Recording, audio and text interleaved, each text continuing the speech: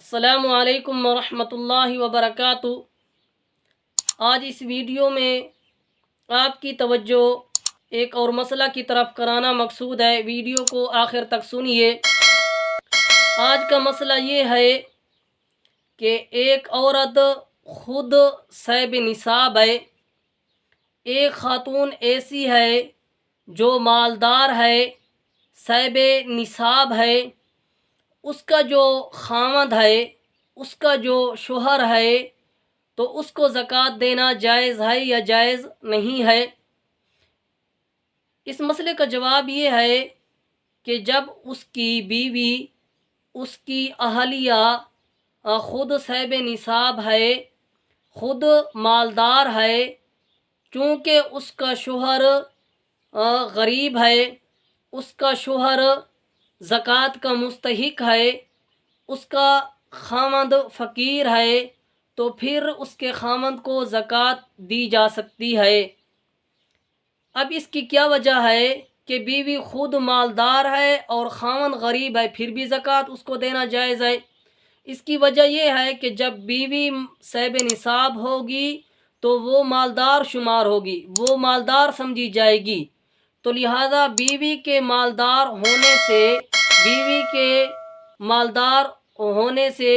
کے مالدار سمجھے جانے سے جو خامند ہے وہ مالدار شمار نہیں ہوتا، خامند اس کا مالدار نہیں سمجھا جاتا۔ تو اسی وجہ سے کسی کی بیوی اگر مالدار ہو اور خامند زکوٰۃ کا مستحق ہو تو اس کے خامند کو زکوٰۃ دی جا سکتی ہے۔ البتہ اگر خامند خود صاحب نصاب ہے، پھر اس کے خامند کو زکوٰۃ دینا جائز نہیں ہے۔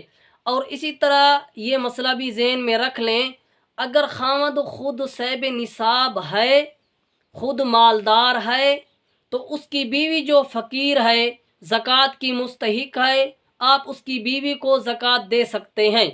اس کی بھی یہی وجہ ہے کہ خامند مالدار ہے، تو خامند کے مالدار ہونے سے بیوی مالدار شمار نہیں ہوتی، تو لہذا خامند مالدار ہو، صاحب نصاب ہو اور بیوی غریب ہو، زکوٰۃ کی مستحق ہو، تو اس کی بیوی کو زکوٰۃ دی جا سکتی ہے۔ البتہ اگر بیوی جو ہے خود صاحب نصاب بنتی ہے تو پھر اس کی بیوی کو زکوٰۃ دینا جائز نہیں ہے۔